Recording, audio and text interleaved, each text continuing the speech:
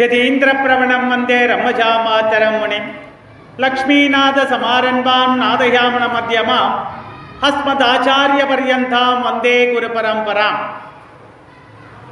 सप्तसप्तेषु लोकेषु नास्ति नास्ति चराचरे नास्ति नास्ति समं क्षेत्रम् उत्तमं गडिगाचलं गडिगात्रिस्तमं स्थानं ब्रह्मांडे नास्ति किंचन नारसिंहसमो देवो न भूतो न भविष्यति।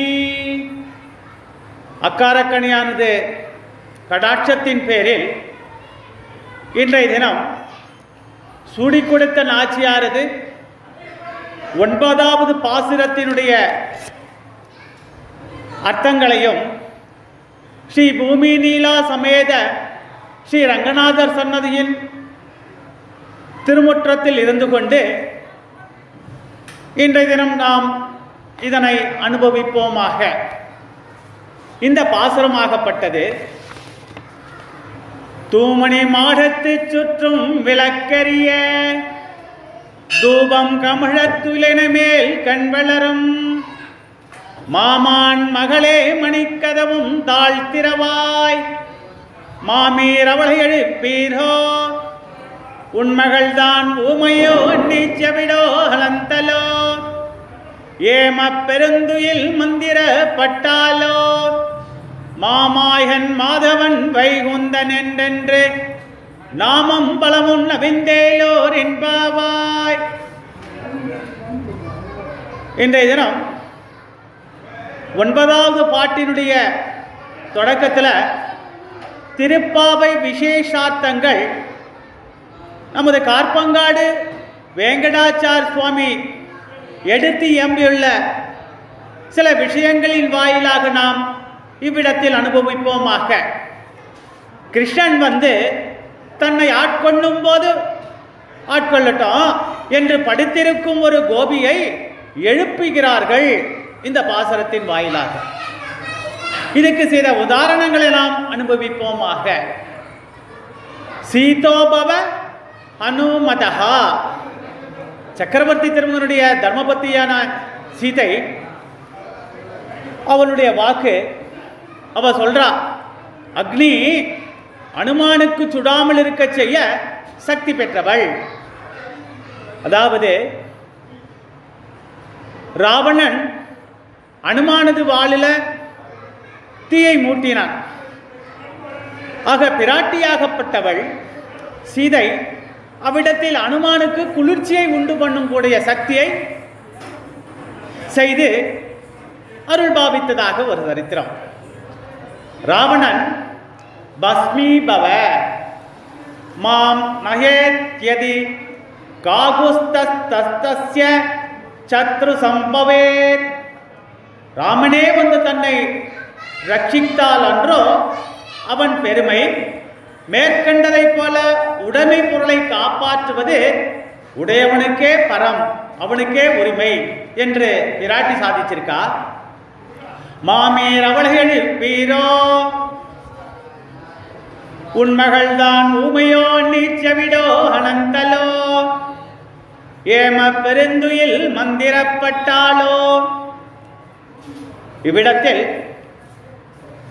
மாமி, நீங்கள் தான் அவளை எழுப்பக்கூடாதா? அவள் என்ன ஊமையா?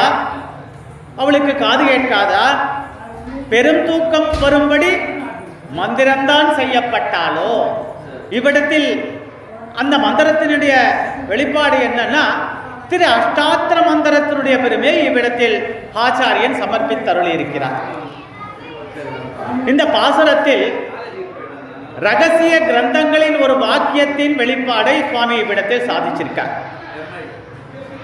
சேஷத்வ போக்திருத்வங்கள் போலன்றே பாரதந்திரிய போக்கியதைகள் என்பது ரகசிய கிரந்தம். ஒரு ஜீவனுக்கு சேஷத்துவம் பாரதந்திரியம், அதுபோல போக்திருத்வம் போக்கியதை என்னும் 4 சொரூப தர்மங்கள் உள்ளன. இந்நான்கில் பாரதந்திரியமும் போக்கியத்துவமே மேலானவை என்கிறது இந்த கிரந்த வாக்கியம். ஒன்று சேஷத்துவம். பகவானுக்கு அடிமையாய் அவன் இட்டபடி கைங்கரியம் கொள்ள யோகிதையுடையவனாயிருத்தல். இவ்விடத்தில் இது கட்டியான தங்க கட்டி போல பாரதந்திரியம். பகவான் தனக்கு சேஷமான அடிமையான ஜீவனை கொண்டு தனக்கு இஷ்டமான கைங்கரியம் கொள்ளுதல். இது பனிப்பொன் போல அப்படின்னு சுவாமி சாதிச்சிருக்கார். அதாவது கட்டிப்பொன்னை கொண்டு ஆபரணங்களாக செய்து அணிந்து அனுபவிப்பது போல, அதுபோல ஜீவன் அடிமை என்கிற தன்மைக்கு சேர பகவானுக்கு கைங்கரியம் அதாவது தொண்டு செய்து அவனை உகப்பிக்க வேண்டும். ஆகையினால் சேஷத்துவத்தை காட்டிலும் பாரதந்திரியம் மேலானது. இவ்விடத்தில் போக்திருத்வம், ஜீவன் அறிவுள்ளவனாகையினால் பகவத் தொண்டு செய்யும் போது இவனுக்கு ஆனந்தம் உண்டாகும். தனக்காக அந்த ஆனந்தம் கூடாது. போக்கியதை, இவன் செய்யும் கைங்கரியத்தினால் பகவான் ஆனந்தம் அடைய வேண்டும். ஒன்று, இவன் பகவானால் அனுபவிக்கப்படும் பொருளாகவே இருக்க வேண்டும். ஆபரணங்களை அணிபவனுக்கு ஆனந்தமே ஒழிய ஆபரணங்களுக்கு இல்லை. அதுபோல ஜீவன் இருக்க வேண்டும் என்று இவ்விஷயத்தை சுவாமி சாதிச்சிருக்கார். ஆனால் இவன் அறிவுள்ளவனாக இருப்பதினால் இவனுக்கு உண்டாகும் ஆனந்தம் பகவானுடைய ஆனந்தத்தை ரசமாக்கி கொடுப்பதற்காகவே இருக்க வேண்டும். அதனாலதான் இவ்விடத்தில் மற்ற நம் காமங்களை மாற்று தனக்காக இருக்கக்கூடாது அப்படின்னு இங்க இடத்தில் சுவாமி சாதிச்சிருக்கார். ஒரு குழந்தையை எடுத்து நாம் கொஞ்சுகிறோம், அது எதிர்விழி கொடுத்து சிரிக்கிறது, நமக்கு சந்தோஷம் உண்டாகிறது. ஒரு மரப்பொம்மையை நாம் லாலானனம் செய்தால் அது எதிர்விழி கொடுக்காது, அதில் நமக்கு ஆனந்தம் இல்லை. அதுபோல பகவான் ஒருவனை அடிமை கொள்ளும் போது இவனுக்கு உண்டாகும் ஆனந்தம் பகவானுடைய ஆனந்தத்தை ரசிப்பிக்கவே இருக்க வேண்டும். இதனை தான் இவ்விடத்தில் ஆண்டாள் மேலே உனக்கே நாம் செய்வோம் என்று அற்புதமாக பிராட்டி தெரிவித்திருக்கிறாள். இந்த பாரதந்திரத்தையே ஆண்டாள் கிருஷ்ணனிடம் பிரார்த்தித்து தான் பெற்று திருப்பாவையினால் நமக்கு சித்தித்து காட்டியிருக்கிறாள். ஆக கார்பங்காடு சுவாமியுடைய இந்த திருப்பாவை விசேஷார்த்தங்களை இப்பேற்பட்ட அர்த்தங்களை சுவாமி சாதிச்சிருக்கார் என்பது அடியனுடைய வாக்கு. 9வது பாசுரத்தினுடைய தொடக்கத்தில் ஸ்ரீராமாயணத்தினுடைய ஒரு பகுதியை நாம் இவ்விடத்தில் அனுபவிக்க போறோம். இவ்விடத்தில் ராவணனால் கடத்தி செல்லப்பட்ட சீதையின் லட்சணத்தை வெளிப்படுத்துவதாக அமையப்பெற்றுள்ளது. சீதையை முற்றுகையிட்டுள்ள ராட்சசிகளை அடித்து ராமர் கூற்றி சென்றால்தான் அவருடைய சொரூபத்திற்கு ஏற்றம். பூர்ண விசுவாசத்துடன் இருந்தால் இவ்விடத்தில் சீதையாகப்பட்டவள் ரட்சிக்கப்பட்டாள். தான் நினைத்திருந்தால் தனது செய்கையை பிரதிபலிக்க செய்து ராமரிடம் போய் சீதா பிராட்டி போய் சேர்ந்திருக்கலாமா? ஏ ராவணா, நான் நினைத்தால் உன்னை பசமாக்குவேன், அது எனது பதிவிரத தன்மைக்கும் எனது பதிக்கும் அழகல்ல. அனுமான் எனது தோளில் அமருங்கள் என கூறிய போது மறுத்தாள் பிராட்டி. இவ்விடம் பூலோக வாசிகளுக்கு இதன் வாயிலாக நமக்கு அறிவுறுத்துவது என்ன? மறந்தும் புறம் நோக்காள்.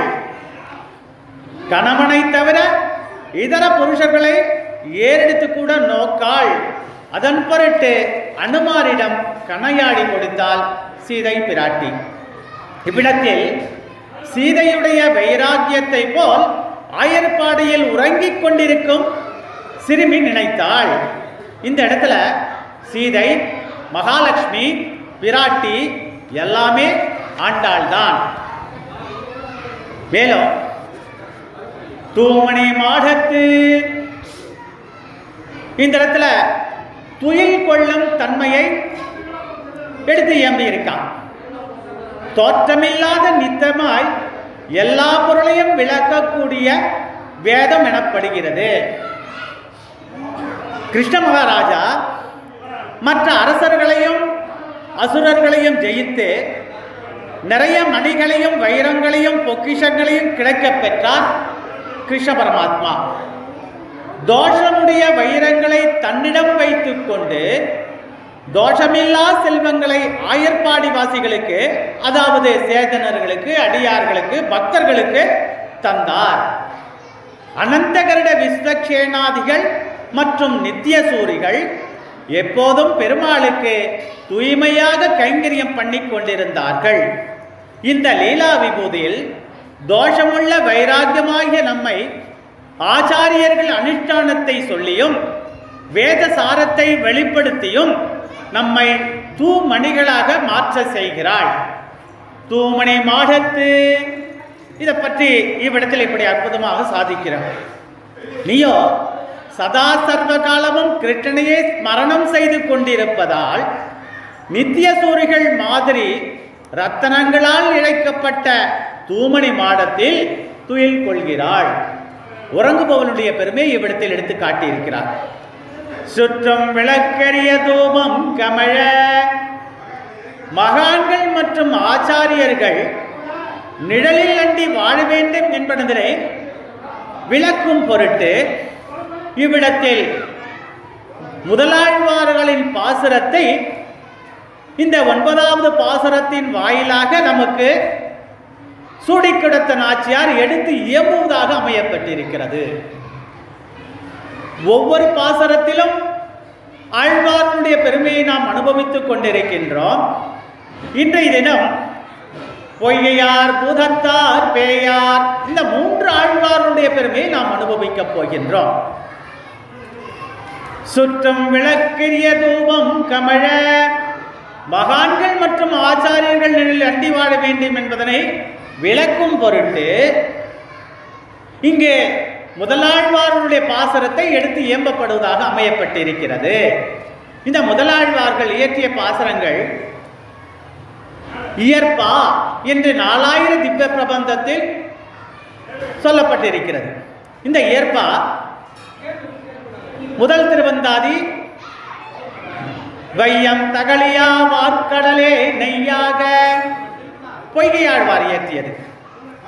2ஆம் திருவந்தாதி அன்பே தகழியா ஆர்வமே நெய்யாக பூதத்தாழ்வார் சாதித்தது. திருக்கண்டேன் பொன்மேனி கண்டேன் திகழ மறுக்கண் மணி நிறமும் கண்டேன் பேயாழ்வார் சாதித்தது. ஆக ஆழ்வார்கள் ஞான விளக்கினால் திருவிக்கிரமனை தரிசித்தார்கள். இவ்விடத்தில் ஆழ்வார்கள் பெருமாளது கல்யாண குணங்களையும் அவருடைய லட்சணங்களையும் தாம் இயற்றிய பிரபந்தங்களின் வாயிலாக நமக்கு சமர்ப்பத்தி கொடுத்திருக்கிறார்கள். இவ்விடத்தில் சித்து அசித்து ஈஸ்வரத்ரியம் மேற்கொண்டு பார்த்தோமானால் திரு அஷ்டாத்திர மந்திரம் துவயம் சர்மஸ்லோகம். இவ்விடத்தில் இந்த ஆழ்வார்களை 3 பேரையும் ஒன்று சேர்க்கணும் அப்படின்ட்டு திருக்கோவலூரில் வீற்றிருக்கக்கூடிய திருவிக்கிரம பெருமாள் அவரது சங்கல்பத்தினால் திருக்கோவிலூரை 3 பேரும் ஒன்று சேர்க்கும்படி செய்தாராம். இவ்விடத்தில் முதல்ல வரக்கூடிய ஆழ்வார் பொய்கை ஆழ்வார். சரியான மழை கொட்டுறது, மை இருட்டு வேற. அங்க இருக்கக்கூடிய இடைக்கழிக்கு வந்து சுவாமி ஒதுங்குகிறார். அந்த இடமும் சின்ன இடம். சுவாமி ஒதுங்கிட்டு கதவு போட்டுன்னு படுத்துட்டு வர்றார். இவர் பொய்கை ஆழ்வார். வையம் தகழியா வார்க்கடலே நெய்யாக இந்த பாசுரத்தை இந்த சுவாமி சமர்ப்பணம் பண்ணார். இது அசித்து. வையம் தகலியா, இந்த வையத்தை உலகத்தை அகலாக மடலாக, அதாவது அகலாக ஏற்படுத்தி வார்க்கடலை நெய்யாக, கடலில் உள்ள தீர்த்தத்தை நெய்யாக சுவாமி சமர்ப்பணம் பண்ணார்.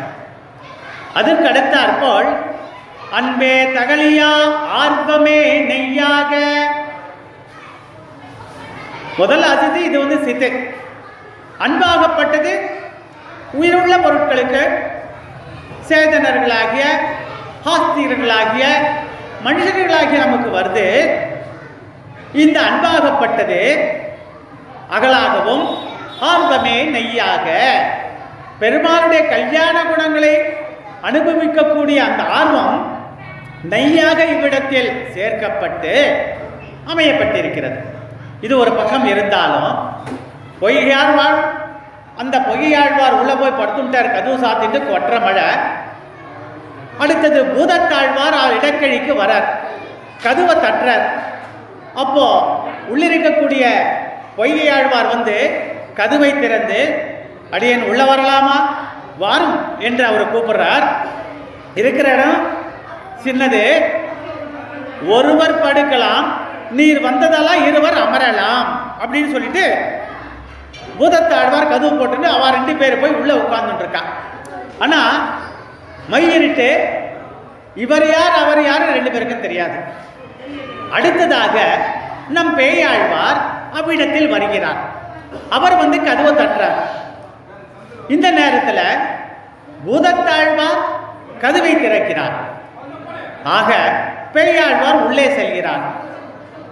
ஒருவர் படுக்கலாம், இருவர் அமரலாம், மூவர் நிற்கலாம் அப்படின்ட்டு பொய்யார் பூதத்தார் பேயார் மூருமே அந்த கொற்றமழையில இருட்டுல நின்றுட்டு இருக்கலாம். கதவு சாத்தியாச்சு. அடுத்து கதவு தட்டுறவாலும் இல்லை, திறக்கிறவாலும் இல்லை.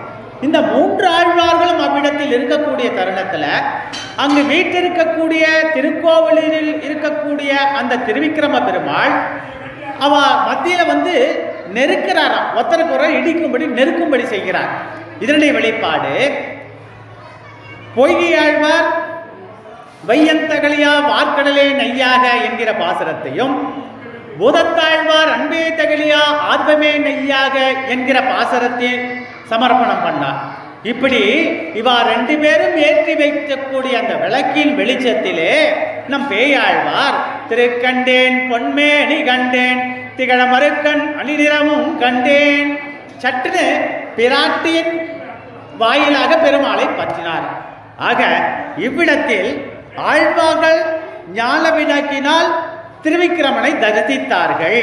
இவ்விடத்தில் வேத ஞானம் வேதாந்த ஞானம் என்பது விசேஷமான விளக்கு அப்படின்னு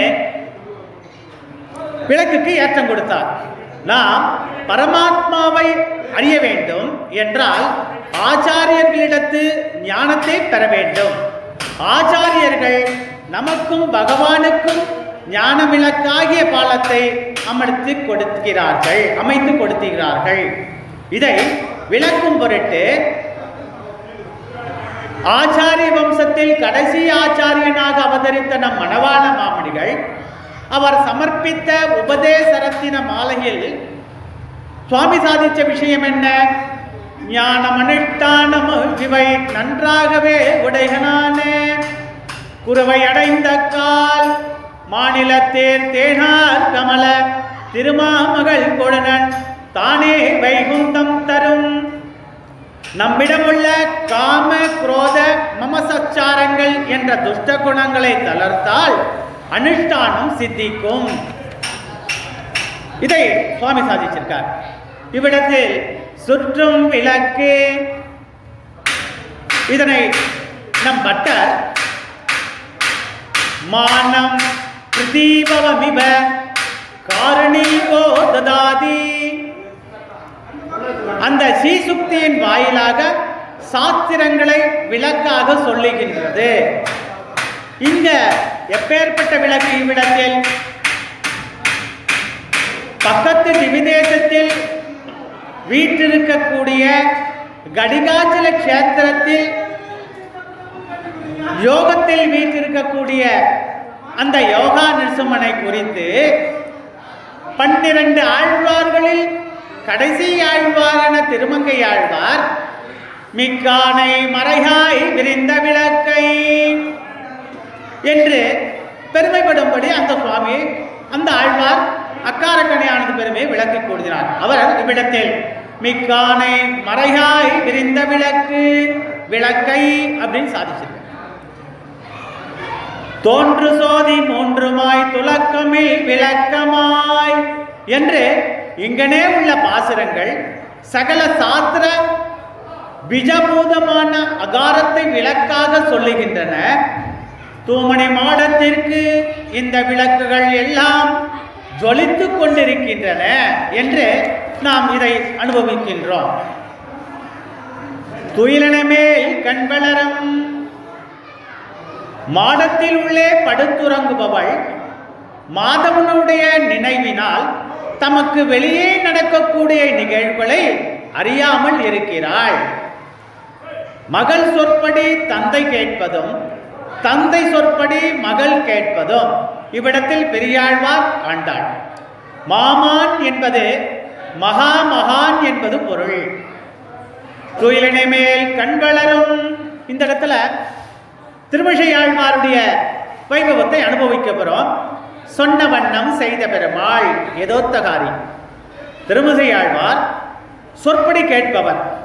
கணிகண்ணன் போகின்றான், நீ உன் பைன்னாக பாயை சுருட்டிக்கொள் என்றும் விரித்துக்கொள் என்பன ஆறாமுதன் அந்த பெருமாளும் எழுந்திருந்து பேசுவாழி கேசனே ஆழ்வார் சொற்படி எழுந்திருந்தார் என்பது பிரசித்தம்.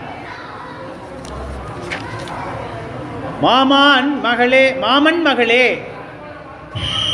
இதனை வெளிப்பாடு பகவான் திருமேனி சம்பந்தம் வேண்டும்.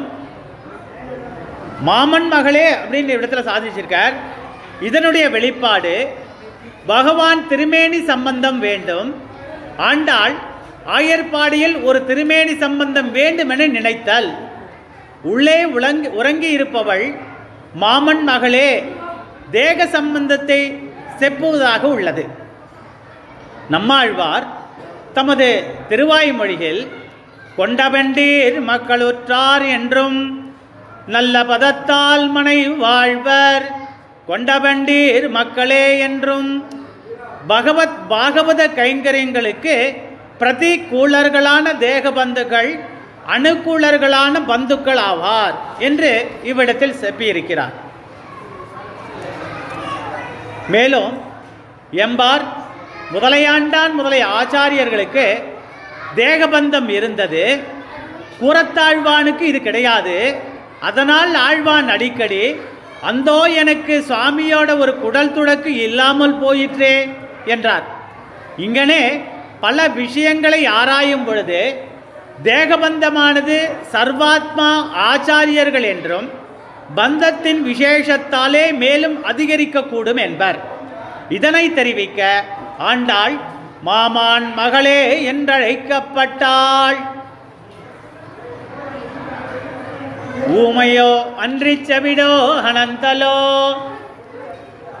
இந்த இடத்துல 3 விதமான நீதி சாஸ்திர வசனத்தை இவ்விடத்தில் எடுத்து காட்டுவதாக அமையப்பட்டிருக்கிறது. ஒரு ஸ்லோகத்தின் வாயிலாக நாம் இதை அனுபவிக்கப் போகின்றோம். பரிவா தேசுயோ மூகஹ பதிராச்சர பரோக்திஷு பாராந்திரேஷு ஜாத்யந்தாஸ் கைர்ஜிதம் பவனத்ரயம். இது நீதி சாஸ்திரம், நீதி சாஸ்திர வசனம். இதை தெரிஞ்சினாக்கா 3 உலகத்தையும் நம்ம வெல்லலாம் அப்படின்ட்டு இவ்விடத்தில் சுவாமி சாதிச்சிருக்கார். நம்ம சில இடங்களில் பார்ப்போம், 3 குரங்கு உக்காண்டிருக்கோம்.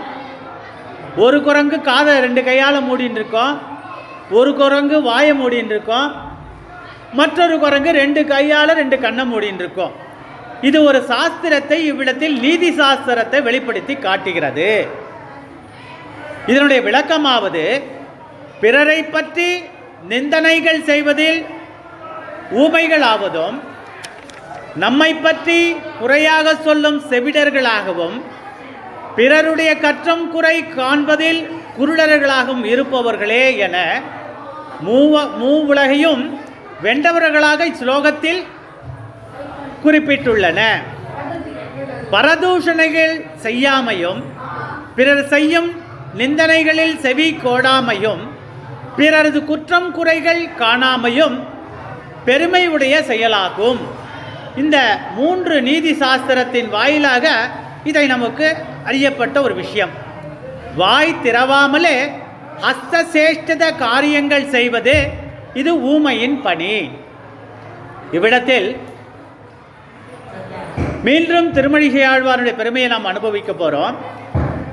பெரும்புலியூர் என்கிற கிராமம் கிருஷ்ணானாம் வர்கீனாம் நக நிர்பந்தம். இந்த பாசரத்தின் வாயிலாக, அதாவது இந்த ஸ்லோகத்தின் வாயிலாக திருமிழை பிரான் குடந்தையில் வீற்றிருக்கக்கூடிய 6வது அமுத பெருமாளை சேவிக்க செல்லும் பொழுது வழியில் பெரும்புலியூர் என்கிற கிராமத்தினுடைய வழியாக செல்லும் போது அவாத்து வாச திண்ணல்ல உட்கார்ந்துருக்கார். அது அந்த திண்ணையில் உள்ளே இருக்கக்கூடிய வேத விற்பனர்கள், அதாவது அந்த திருமாளிகைக்கு உள்ளே இருக்கிறவா வேதத்தை ஓதுவிக்கக்கூடியவர்களாகவும், மாணாக்கள் அவற்றை அனுபவிக்கக்கூடியவர்களாகவும் சுவாமி சொல்ல அவர்கள் இதை சேவிக்கிறார்கள். இந்த விஷயம் நடக்கக்கூடிய தருணத்தில் பெரும்புலியூர் இந்த கிராமத்தினுடைய அவாத்து வாசத்தினல்ல நம் திருமழிசை பிரான் அமர இவருக்கு ஒன்றும் தெரியாதுன்னு அவ நினைச்சிட்டாளாம். இதன் பொருட்டு அவ சேவிக்கக்கூடிய அந்த ஸ்லோகத்தை நிறுத்திட்டான். இதை நம் திருமழிசை பிரான் தமக்கு ஒன்றும் தெரியாது நினைச்சிட்டாலோ இல்லையோ, அது அப்படியே இருக்கட்டும் நினைச்சிட்டு செய்கையினால் ஒரு விஷயத்தை இவ்விடத்தில் அவளுக்கு எடுத்து காட்டியிருக்கான். கிருஷ்ணானாம் வர்கீனாம் நக நிர்பந்தம். கீழே உள்ள கரிகாண்டலை பிரித்து உரிச்சி போட்டாராம். ஆக இதன் வாயிலாக அவ கருத்தால் தெரிந்து கொண்டு அந்த ஸ்லோகத்தினுடைய தொடக்கத்தை வேத விற்பனர்கள் வாயிலாக மாணாக்களும் அவையிடத்தில் அனுபவித்தார்களாம். ஆக பெரும்புலியூர்ல அந்தனருடைய யஜ்ஞ பூதைக்கு இவருக்கு மரியாதை கொடுக்காமலையும் அபச்சாரம் பட்டான். இவருடைய பெருமையை தெரிந்த பிறகு திருமிழை பிரானுடைய அங்க இருக்கிறவாள்லாம் அவரை கௌரவிச்சதாக ஒரு சரித்திரம். ஆக இந்த இடத்துல இம்மையில் இழந்த குலத்து பெண்ணை எழுப்பி இப்போது மறுமையில் மனம் வைத்து சொர்க்கத்திற்கு நோக்குபவரின் குலப்பெண் ஒருத்தியை எழுப்புகின்றார் போல் அமைகிறது. இந்த இடத்துல உள்ள உறங்குபவளை எழுப்பக்கூடிய விஷயத்தை நம்ம ஒவ்வொரு ஆத்து வாசல்ல வெளியில 10 ரூபாய் எழுப்பிறான்னு நம்ம அனுபவிச்சோம். இந்த பாசனத்திலையும் இதுதான். ஊமையில 2 வகை இருக்கான். ஒன்று ரசனேந்திரியத்தின் தோஷத்தினால் பேச மாட்டாமல் ஊமையாவது. 2வது ரசனேந்திரியத்தில் வைக்கல்யமுயமன்று இன்று இருப்பினும் பிறவி செவிடர்களாக பிறந்து ஊமையாவது உண்டு. இந்த 2 விதமான ஊமையை இங்க சொல்றா. ஒன்று பிறவிலேயே ஊமையா இருப்பா, மற்றொன்று 4 பேர் இருக்கிற இடத்துல ஒருவர் பேசும்போது சில விஷயங்களுடைய கருத்து அவ்விடத்திற்கு தனக்கு தெரிஞ்சிருந்தாலும் அவகிட்ட கேட்காம இருக்கும்போது அவ்விடத்தை அவ ஊமையாக மௌனம் சாதிக்கிறார்கள். ஆக ஊமையில் 2 வகை என்பதை இவ்விடத்தில் சாதிச்சிருக்கார். அனந்தலோ என்றால் சோம்பல் என்று பெயர். ஊமையோ அன்றி செவிடோ அனந்தலோ ஏம பெருந்துயில் மந்திர பட்டாலோ. இந்த இடத்தில் அனந்தனுடைய சேர்க்கையின் மூலமாக மயக்குமுற்றுதலை குறித்தால் கண்ணபிரானோடு நெடுநேரம் கூடி கழித்து இப்பொழுதுதான் சாய்ந்தாலோ என்று வெளியில் இருக்கிற பெண்கள்லாம் உள்ள உறங்குபவருடைய நிலைமையை எடுத்து சொல்றாளாம். ஏம பெருந்துயில் மந்திர பட்டாலோ. ஏற்கனவே துருக்கத்தில் நம்ம முதல் தொடக்கத்தில் அனுபவிச்சோம். திரு அஷ்டாத்திர மந்திரத்தை இங்கு சொல்லப்படுகிறது. இவள் இங்கு நன்றாக ஈடுபட்டதின் பொருட்டு சர்வலட்சணம் பொருந்திய பரந்தாமனை ஸ்பரிசித்து ஏம பெருந்துயில் கொண்டாள். பெருமாளுடைய கல்யாண குணங்களையும் திரு அஷ்டாத்திர மந்திரத்தின் சாராம்சத்தையும் உள்ளே கிரகித்துக் கொண்டு மனனம் செய்து கொண்டு பெருமாளோடு கண்டுகளிக்கக்கூடிய இப்பேற்பட்ட பெண்மணியாகப்பட்டவள் அந்த ஸ்பரிசத்தின் வாயிலாக பெருந்துயில் கொண்டாள், ஏம பெருந்துயில் கொண்டாள் அப்படின்னு வெளியில் இருக்கிறா சொல்றாளாம். இதனையே இந்த 9வது பாசரத்தையும் திருப்பாவை 30 பாசரங்களையும் சமர்ப்பித்த நம் சூடி கொடுத்த நாச்சியார் ஆண்டாள் தனது நாச்சியார் திருமொழி வாயிலாக ஒரு பாசரத்தையும் இவ்விடத்தில் நமக்கு அனுபவிக்கும்படி ஆச்சாரியன் வாயிலாக மேற்கோள் காட்டப்பட்டுள்ளது. பையுமாம் முகில் போல் வண்ணமுந்தன் பேச்சும் செய்கையும் எங்களை மயலேற்றி மயக்க உன்முகம் மாய மந்திரந்தான் கொலோ அப்படின்னு சாதிச்சிருக்கா. இந்த இடத்துல மாமாயன் மாதவன் வைகுந்தன் பிருந்தாவனத்தில் ஒரு நிகழ்ச்சியை எடுத்து காட்டியதாக அமையப்பட்டிருக்கிறது. உதாரணத்தின் வாயிலாக நாம் அனுபவிக்க போறோம். பிருந்தாவனத்தில் கண்ணன் அயர்ந்திருக்கும் போது பசு கன்று கண்ணனின் நண்பர்கள் இப்ப எல்லாம் அவர் கூட இருக்கா. இந்த நேரத்தில் பிரம்மா ஒரு சூழ்ச்சி பண்றார். என்ன சூழ்ச்சி அது? கண்ணன் அயர்ந்திருக்கும் போது பசுக்களையும் கன்றுகளையும் கண்ணனின் நண்பர்களையும் கடத்தி சென்று குகையில் பிரம்மா அடைத்துட்டான். ஆயர்பாடியில் உள்ள இருக்கிற எல்லாருமே வந்து கண்ணனிடம் முறையிடுகிறார். அனைத்தும் அறிந்த நாராயணன் தன்னை மாடாகவும் கன்றாகவும் பால் குவளையாகவும் கயிறாகவும் மாற்றி பிரம்மா போல் வேஷம் தரித்து அவரது லோகத்திற்கு சென்றான்.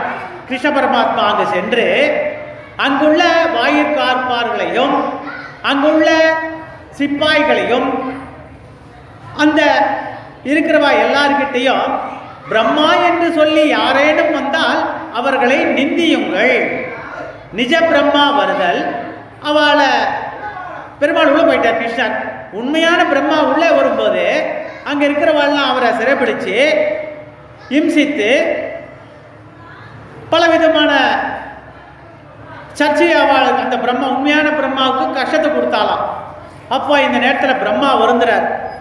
கண்ணா, நான் தெரியாம பண்ணிட்டேன், எனது மாயை உன்னிடம் தோற்றது, நீதான் உண்மையான மாமாயன் அப்படின்ட்டு பிரம்மா சாஷ்டாங்கமா கண்ணனை நோக்கி சேவித்தானா. இதுல இருந்து என்ன தெரியுது? மாமாயன் என்பது ஸ்ரீமன் நாராயணன் ஒருவனாகத்தான் இருக்க முடியும். இதை இதன் வாயிலாக நாம் அனுபவிக்கிறோம். மேயன் மாமாயன் நமக்கு பிறப்பு கொடுத்து நமது முன்ஜென்ம நிலைகளையும் அவனுடனான சம்பந்தத்தையும் மறைத்தான். அதுதான் மாமாயன். இந்த ஜீவாத்மாவாய் இவ்விடத்தில் அவதரிக்க வைத்து பிறக்க வைத்து போன ஜென்மத்தில் நம்ம எப்படி இருக்கோம்னு நம்மளுக்கு தெரியாது, அதனையும் மறக்க வச்சு இந்த ஜென்மத்தில் இருக்கக்கூடிய நிலைமையை அவனுடன் சம்பந்தத்தை ஏற்படுத்தி மறைத்தான். இவ்விடத்தில் மாமாயனை பற்றி சொல்லியிருக்கான்.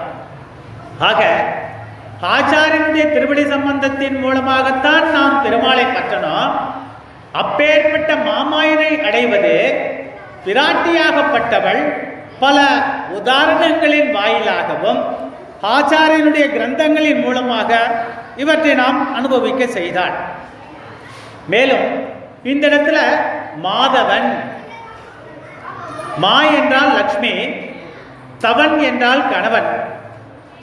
ஷியப்பதி என்று பொருள்.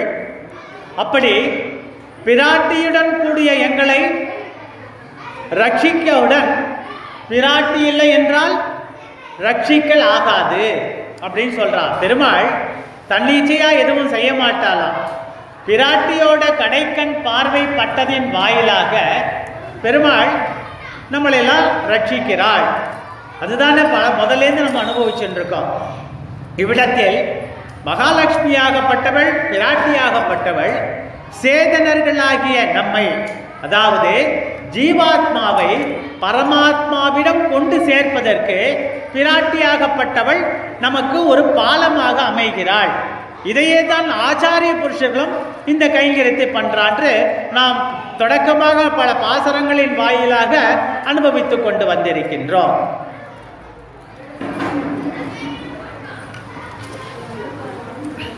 இன்றைய தினம் மாதவன் மாமாயன் என்கிற விஷயத்தை பிரம்மானுடைய வாயிலாக அறிந்தோம். போன ஜென்மத்தில் நம்ம எப்படி இருக்குமோ இந்த ஜென்மத்தில் நம்மளை அவதரிக்க வச்சு பெருமாளுடைய கடாட்சத்தை பெறும்படி அவர் சம்பந்தத்தை உண்ணும்படி செய்தான் இவன் மாமாயன் கிருஷ்ணன். மாதவன் என்பதும் பொழுது பிராட்டியை வைத்துத்தான் பெருமாளை பற்ற வேண்டும் என்பதற்கு உதாரணம் காகாசுரன். இந்த அசுரன் சக்கரவர்த்தி திருமகனும் ராமராகப்பட்டவர் சீதை பிராட்டியினுடைய மடியில ஏகாந்தமாக தலை வைத்து படித்துக் கொண்டிருக்கக்கூடிய தருணத்தில் அசுரன் ஒருவன் காகாசுரன் என்பவன் பிராட்டினுடைய தோள் மேலே உட்கார்ந்து கொண்டு கொங்கையை தன் அழகினால் குத்தினான். அந்த வலியை பிராட்டி பொறுத்து கொண்டு அசைஞ்சிட்டோம்னாக்கா தன்னுடைய பதியினுடைய தூக்கம் கெட்டு போயிடுமே அப்படின்ட்டு பிராட்டி பொறுமையே உருவெடுத்தவள். அதனாலதான் அவளுக்கு பூமி பிராட்டி என்ற ஒரு அற்புதமான ஒரு திருநாமமும் உண்டு.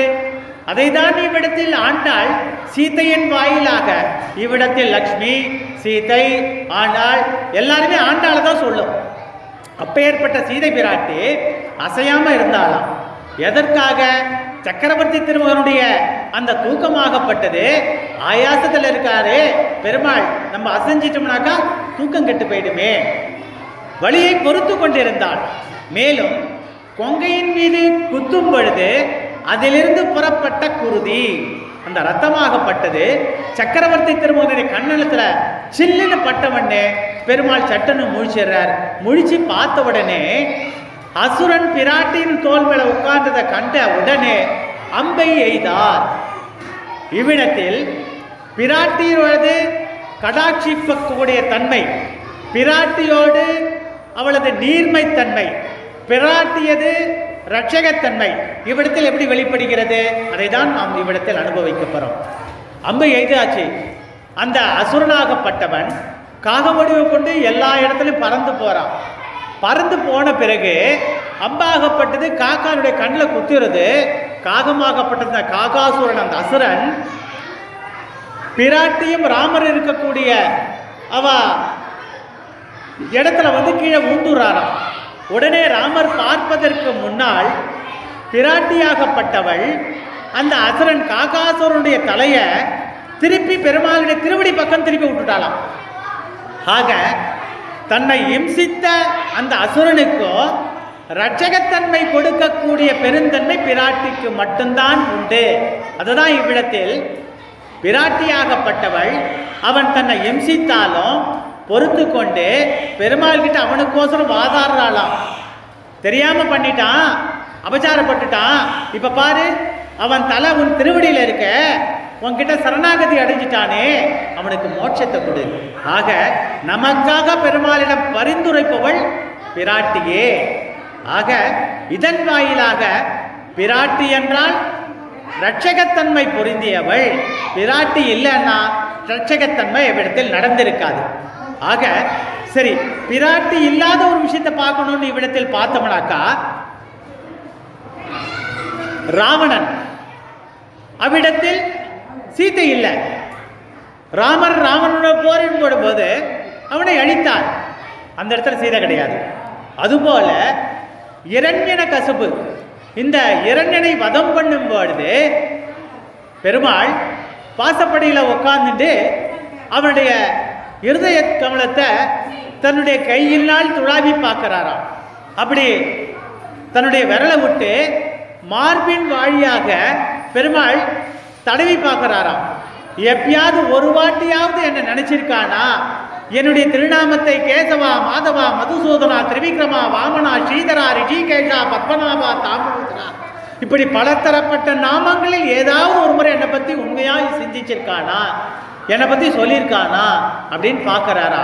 இல்லைன்னு உடனே தான் அவனுடைய குடலை உருவி நிருசும்மன் மாலையாக அணிந்ததாக ஒரு சரித்திரம். இதிலிருந்து நம்ம என்ன தெரிஞ்சுக்கிறோம்?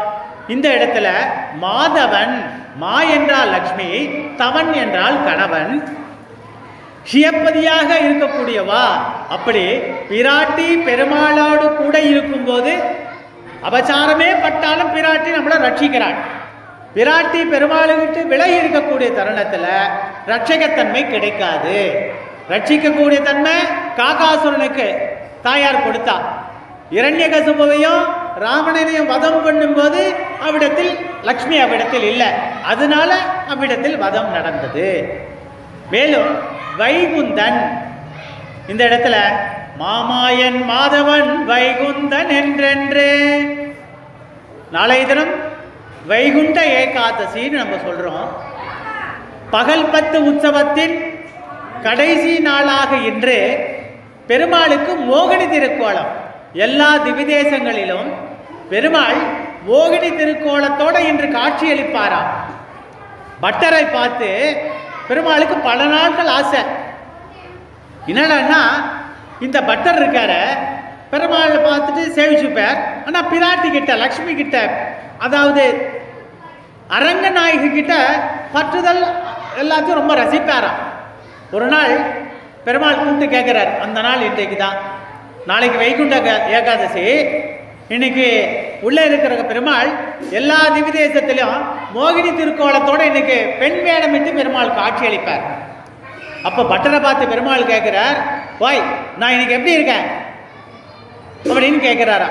உமக்கு என்ன சுவாமி ஆச்சரியமா இருக்கார், உமக்கு என்ன குறை, அழகுக்கே உருவெடுத்தவர், கோடிசூரி ஜெகத் பிரபா, ஜெய ஜெயஸ்ரீ சுதர்சனா, ஜெய ஜெயஸ்ரீ சுதர்சனா சொல்லக்கூடிய உம்முடைய வடிவழகு, தீயில் பொழிகின்ற செஞ்சுடராழி திகழ்திரு சக்கரத்தின், ஒரு பக்கம் சங்கு ஒரு பக்கம் சக்கரம், எங்களை ரட்சகத்தப்படையோடு கூட்டு அருள் பாவிக்கிற இப்பேற்பட்ட தோற்றத்தோடு இருக்கக்கூடிய நீ மோகினி திருக்கோலத்தோடு இருக்கும் பொழுது இவ்விடத்தில் நீர் என்ன எப்படி இருக்குன்னு கேட்கும்போது உமக்கு என்ன குறை, அற்புதமாக இருக்க, உம்முடைய மிடுக்கு என்ன, உம்முடைய பார்வை என்ன, உம்முடைய கடாட்சம் என்ன, உம்முடைய ரட்சகத்தன்மை என்ன, இதெல்லாம் சொல்ல முடியும், நீரே உமக்கு நிகர் நீர்தானே அப்படின்னு சொன்னாராம்.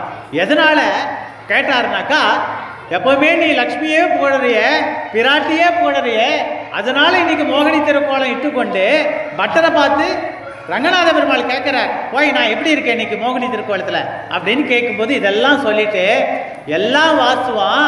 ஆனால் அந்த கண்ணாகப்பட்டது பிராட்டி தான், நீர் தான். ஆக எவ்வளோ ஒப்புமைப்படுத்தி காட்டினாலும் அந்த கண்ணாகப்பட்டது இரட்சகத்தன்மையாகப்பட்டது, கனிமை பொழிகக்கூடிய தன்மையாகப்பட்டது பிராட்டிக்குத்தான் உண்டு அப்படின்ட்டு பட்டர் சாதிச்சாராம். ஆக வைகுந்த வாசனாக இருக்கக்கூடிய இப்பேற்பட்ட திரு அரங்கநாதன் நாளை கார்த்தால வைகுண்ட வாசா அநாத ரட்சகா ஆபத் பாண்டவான்னு சொல்லிட்டு சொர்க்கவாசல் திறக்கும் பொழுது நாம் அவரை அனுபவிக்கிறோம் இல்லையா. இந்த ஜீவாத்மாவாகப்பட்டது பரமாத்மாவை போய் சேரணும். அதுக்கு நீ என்ன பண்ணணும், ஒரு ஆச்சாரியனை பற்றணும். ஆச்சாரியன் அனுகிரகத்தின் பேரில் தான் நீ பெருமாளை சரணமடையணும். அந்த பெருமாளுடைய திருவடி பற்றுவதற்கு இவ்விடத்தில் பிராட்டியே நமக்கு பாலமாக அமைகிறாள், இரட்சகத்தன்மை பொழிகிறாள். இந்த வைகுண்டநாதன் இங்கிருந்து சரணாகதி செய்வது பிரபத்தி மார்க்கத்தில் அவனை அடையப் போகிற இடம். நாம் வந்தது, இருந்தது, போகப்போவது ஆக எல்லா நிலைகளுக்கும் காரணம் அவனே. தன் துயில் விடுத்து இவர்களுடன் இன்று இந்த பிராட்டி, அதாவது தூங்கிக் கொண்டிருக்க பெண், இந்த கோபித்திர்களோடு இன்றைக்கு இணைகிறாளாம். இந்த பெண் அவளோடு சேர்ந்து அடுத்த ஆத்துக்கு போகக்கூடிய பெண்மை நாளை தினம் எப்படி எழுப்ப போகிறோம் அதனையும் நாம் இவ்விடத்தில் அனுபவிப்போமாக. ஆக தூமணி மாடத்து சுற்றும் விளக்கரிய தூபம் கமழத் துயிலினை மேல் கண் வளரும் மாமான் மகளே மணிக்கதவும் தாழ்த்திரவாய் மாமீர் அவளை எழுப்பீரோ உன் மகள்தான் ஊமையோ நீ செவிடோ அனந்தலோ ஏம பெருந்துயில் மந்திரப்பட்டாலோ. உள்ள உறங்கின்னு இருக்கவோ கிருஷ்ணானுபவத்தில் ஈடுபாடோடு இருக்கா, திரு அஷ்டாத்திர மந்திரத்தவா ஜபிச்சுன்னு இருக்கா.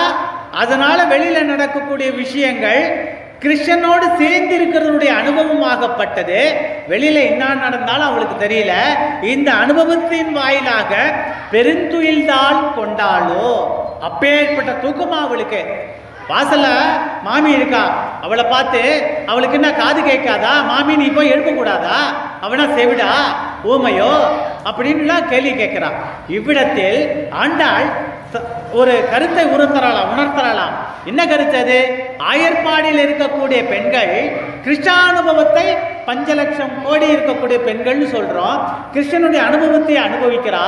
அப்பேற்பட்ட ஒரு சம்பந்தம், அவளோட தேக சம்பந்தம் எனக்கும் வேண்டும்னு ஆண்டாள் இவ்விடத்தில் விண்ணப்பிப்பதாகவும் ஒரு சரித்திரம். ஆக இவ்விடத்தில் சூடி கொடுத்த நாச்சியாரது பெருமை ஆச்சாரிய புருஷர்கள் வாயிலாகவும் முதலாழ்வார்கள் அன்பே தகலியா வையம் தகலியா திருக்கண்டேன் பொன்மேனி கண்டேன் போன்ற பாசரங்களில் அந்த ஆழ்வார்கள் சாதித்த பாசரங்களின் வாயிலாகவும் பெருமாளுடைய கடாட்சத்தை பெற்றார். அவ எப்படி பெற்றார்? சித்து அசித்து ஈஸ்வரத்தையும் சொன்ன இவ்விடத்தில் அந்த ஆழ்வார்கள் திருக்கோவிலூரில் வீற்றிருக்கக்கூடிய திருவிக்கிரம பெருமாளுடைய கடாட்சத்தின் வாயிலாக அந்த பெருமாளுடைய சங்கல்பத்தினால் அந்த பெருமாள் இவாள் எல்லாரையும் ஒன்னா சேர்க்கணும்னு சொல்லிட்டு ஒருவர் படுக்கலாம் இருவர் அமரலாம் மூவர் நிற்கலாம் என்று சொல்லிட்டு அந்த இடத்துல தானும் வந்து பெருமாள் நின்றார். அதனுடைய வெளிப்பாடு நெருக்கத்தை உண்டு பண்ணி தன்னுடைய கடாட்சத்தை விளக்கின் வாயிலாக, இங்க எல்லாமே விளக்கு தான், தூமணி மாடத்து சுற்றும் விளக்கெரிய அந்த விளக்குக்கு இவ்விடத்தில் இப்பேற்பட்ட ஏத்தத்தை கொடுத்திருக்கா. மேலும் திருமங்கை ஆழ்வார் பாசுரத்துல பக்கத்தில் இருக்கிற திவ்யதேச பெருமாள் யோகா நிருசமன் சொன்ன வன்பூங்கடிகை திருக்கடிகை ஏகசிலா பர்வதம் என்றழைக்கக்கூடிய அப்பேற்பட்ட யோகா நிருசமனை குறித்து நம்மாழ்வார் எக்காலத்திந்தகாய் என்னுள் மண்ணில் பாசுரம் பண்ணார். கடைசியாக அவதரித்த நம் திருமங்கை ஆழ்வார் அந்த பெருமாளை பாடும் பொழுது மிக்கானை மறைகாய் விரைந்த விளக்கை, விளக்குன்றது விளக்கை நீங்க சொல்லியிருக்கா, தூமணி மாடத்து சுற்றும் விளக்கெரிய அந்த விளக்குக்கு இந்த அக்காரக்கணியானை ஒப்புமைப்படுத்தி காட்டியிருக்கிறார் திருமங்கை ஆழ்வார். ஆக பல ஒப்புமையின் வாயிலாகவும் குரத்தாழ்வான் சாதிச்சார். எனக்கு எம்பார் முதலையாண்டான் போல ராமானுஜருக்கு இருக்கக்கூடிய அந்த தேக சம்பந்தம் எனக்கு கிடைக்கலையே அப்படின்னு குரத்தாழ்வான் பல நாட்கள் வருத்தப்பட்டதாகவும் இதன் பாசரத்தின் மூலமாக நாம் அனுபவித்தோம். ஆக இப்படி இன்றைய தினம் 9வது பாசரத்தின் வெளிப்பாட்டின் வாயிலாக நாம் ஆண்டாளினுடைய பெருமையையும் நாளை தினம் நடக்க இருக்கக்கூடிய வைகுந்த ஏகாதசியின் பெருமையையும் இவ்விடத்தில் நாம் அனுபவித்தோம். இந்த பெருமாளுக்கு இப்போ மோகினி திருக்கோலம் சாத்தின்னு இருக்கா. கார்த்தால இன்றையோடு இந்த பகல் 10 உற்சவம் முடியுது. நாளைக்கு வைகுண்ட ஏகாதசி தொடக்கத்தில் சாமவேதத்தின் சாரம்சமான திருவாய்மொழி என்கிற அந்த திவ்ய பிரபந்தத்தை ஆழ்வார்களில் தொடக்கத்தில் இருக்கக்கூடிய பராங்குசன் சடகோபன் என்றழைக்கக்கூடிய நம்மாழ்வார் அவருடைய பாசரங்களின் வாயிலாக ராப்பத்து உற்சவம் தொடக்கத்தில் ஒவ்வொரு நாள் 100 பாசரங்களை அனுபவித்து 10 நாட்கள் ராப்பத்து உற்சவம் வைகுண்ட ஏகாதசி முடிஞ்ச பிறகு அன்றைய ராத்திரிலிருந்து பெருமாளிடத்தில் அனுபவிக்கப் போகிறார். இன்றையோடு திருமங்கையாழ்வாருடைய பாசரத்தையும் முதலாரத்தின் தொடக்கத்தையும் பெருமாள் அனுபவித்து முடிச்சுட்டு நாளை ராத்திரியிலேருந்து உயர்வர உயர்நல உடையவன் எவனவன் என்று திருவாய்மொழி பாசுரத்தின் தொடக்கத்தில் 100 பாசுரங்களை ஒவ்வொரு திவ்யதேசத்திலும் பெருமாள் அனுபவிக்க போகிறார். ஆக நாமும் எப்படி சூடி கொடுத்த நாச்சியார் சாதித்தோர் அழியோ எந்த ஒரு உயர்ந்த வத்துவை தனிப்பட்ட ஒருத்தர் அனுபவிக்க கூடாது, கூடியிருந்து பாகவதோத்தமோடு சேர்ந்து அனுபவிக்கணும்ட்டு பல பாசரங்களின் வாயிலாக நாம் அனுபவித்தோம். இன்றைய தினம் அப்பேற்பட்ட சூடி கொடுத்த நாச்சியாரின் வாயிலாக கூடியிருந்து வாயினால் பாடி மனத்தினால் சிந்தித்து நாம் அனைவரும் கூடியிருந்து ரங்கா ரங்கா ரங்கா என்று கூப்பிட்டு காலை தினம் இந்த வைகுண்ட ஏகாதசத்தின் பெருமையை ஆண்டாளின் வாயிலாக நாம் அனுபவிப்போமாக. வாதுள ஸ்ரீனிவாசாரிய தனயம் வினயாதிகம் பிரஜாநிதிம் பிரபத்தேதம் ஸ்ரீனிவாச மகாகுரும் சண்டமார்த வேதாந்த விஜயாதி சுசோத்துபிகி வேதாந்தரட்சகாயாத்து மகாச்சாரியாய மங்களம் என்று சொல்லி அடியேனுடைய உரையை முடிச்சுக்கிறேன்.